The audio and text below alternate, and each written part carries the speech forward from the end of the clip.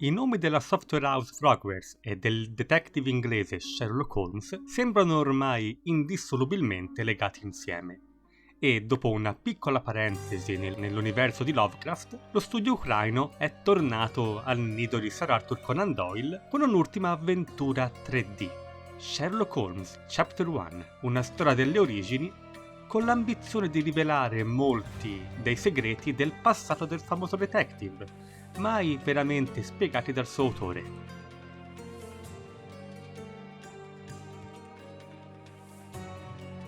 Ancora giovane, intorno ai 20 anni, Sherlock Holmes è già un detective e un acuto osservatore che decide un giorno, malgrado l'opposizione del fratello Mycroft, di tornare al luogo dove è nato, nella fittizia isola mediterranea di Cardona, dopo aver scoperto che la morte della madre Violet nasconde dei segreti di cui ignorava completamente l'esistenza. Essendo una storia delle origini, si svolge anni prima di uno studio in rosso e non ci sarà quindi un dottor Watson ad accompagnare Sherlock. Al suo posto ci sarà però l'amico d'infanzia John, che a differenza del buon dottore ha un animo più ribelle, scanzonato, sempre pronto al gioco e alla battuta, e che ha con Sherlock un rapporto profondo e fraterno. Lo chiama addirittura Sherry e lo spinge sempre a dare il meglio di sé. È anche interamente immaginario. Non è uno spoiler, lo si capisce pochi minuti dopo aver iniziato il gioco, anche prima,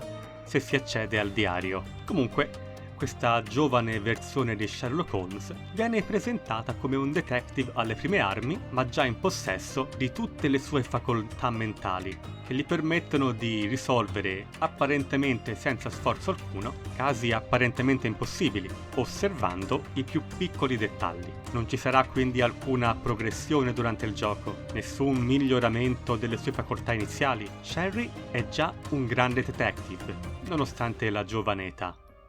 Riguardo la trama va detto che, nonostante il focus sembra essere quello di scoprire cosa nasconde la morte della madre di Sherlock, la costante invasione di altri casi sembra spingere costantemente questo obiettivo primario in secondo piano, al punto che il mistero di Violet finisce con l'essere il meno interessante del gioco, molto pilotato e neanche troppo soddisfacente. Fortunatamente Sherlock Holmes Chapter 1 offre un sacco di casi secondari da risolvere, con molte location interessanti in cui investigare e un colorito cast di personaggi. Risolvendo questi casi poi si otterranno molti dettagli non solo sull'infanzia di Sherlock e John, ma anche sulla storia dell'isola, facendone quindi un tassello di un puzzle importante. Menzione d'onore comunque per i due protagonisti, affiatati, convincenti, si compensano perfettamente a vicenda e li rendono una delle migliori creazioni di Frogware, che in passato non era certo nota per la sua maestria nel creare personaggi memorabili.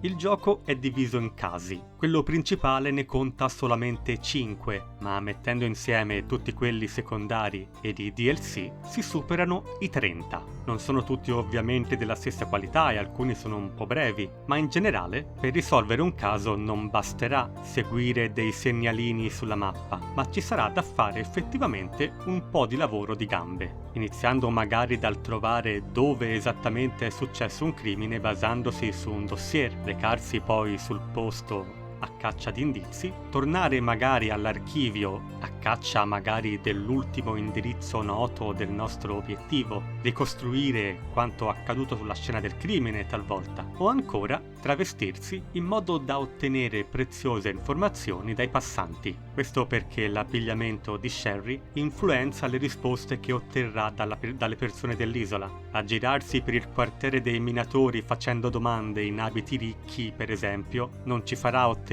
risposte dai locali ostili agli inglesi, ma travestendoci da mercante ottomano e parlando con le stesse persone, queste diventeranno molto più amichevoli. Sarà comunque necessario sapere quello che vogliamo sapere. All'interno del diario tutti gli indizi sono infatti ordinati e potremo sceglierne uno alla volta da appuntarci letteralmente nell'area in alto a destra dello schermo che diventerà il nostro obiettivo primario, di cui potremo chiedere ai passanti o che attiverà alcune tracce nascoste. Se vorremmo seguire le tracce lasciate da un sospetto, infatti dovremo accedere al diario, appuntarci questa informazione e a quel punto, utilizzando la modalità concentrazione, potremo seguirne finalmente le tracce. Questo può creare talvolta un po' di frustrazione, soprattutto quando gli indizi sono molti e anche simili tra loro. Quindi può essere necessario fare un po' di prove prima di azzeccare quello giusto, ma con il tempo si entra nel meccanismo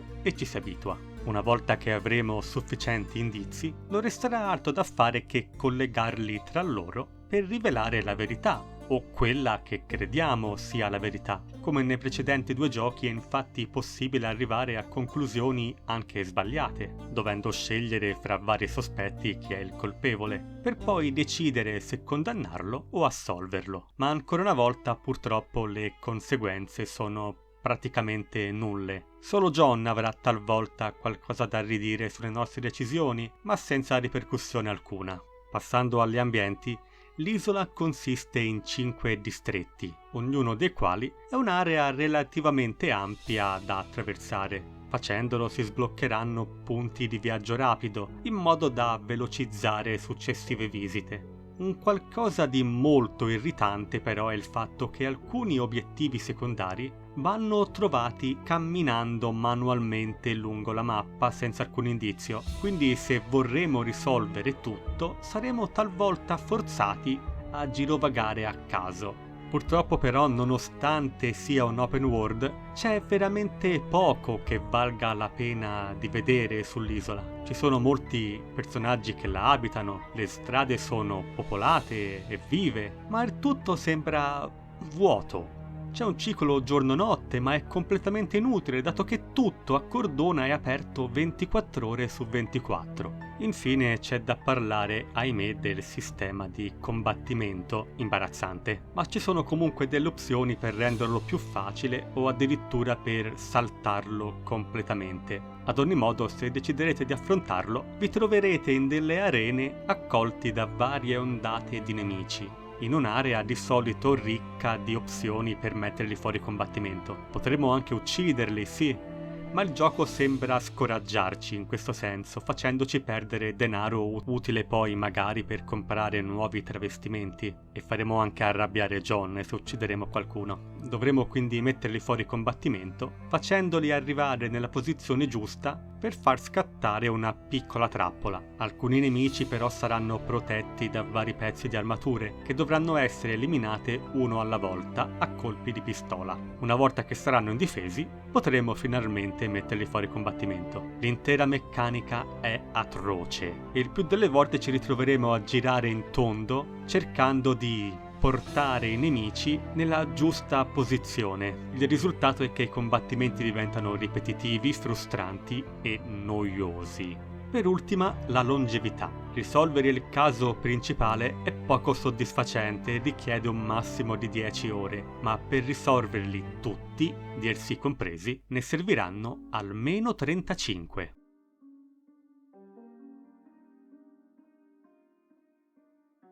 A livello di gameplay l'isola di Cordona sarà magari un po' vuota, ma almeno è una delizia per gli occhi. Girovagare a caccia di indizi ci porterà infatti in vari luoghi molto caratteristici, dagli scorci talvolta splendidi. Un piccolo paradiso pieno di luce che potrebbe magari sembrare fuori luogo per un'avventura di Sherlock Holmes, ma a Cordona è una location memorabile e ne potremo apprezzare vari aspetti durante le nostre investigazioni.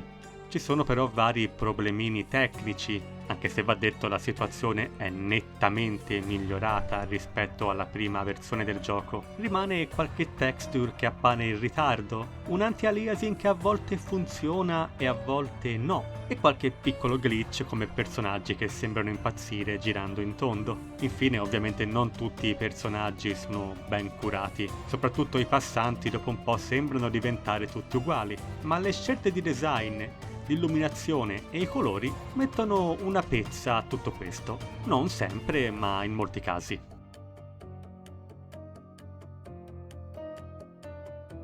una buona colonna sonora accompagnerà le nostre indagini. Non c'è nessuna traccia particolarmente memorabile, ma fa comunque un buon lavoro nel tenerci compagnia e nel ricreare la giusta atmosfera nel momento giusto. Il gioco è completamente doppiato in inglese e la maggior parte degli attori svolge un ottimo lavoro, con solo qualche accento qua e là che sembra un po' forzato. Purtroppo però il doppiaggio non sempre è ben sincronizzato al labiale. Il gioco è tradotto in italiano e malgrado qualche errore nei sottotitoli, dovuto probabilmente all'aver tradotto senza sapere il contesto, il lavoro svolto è molto buono.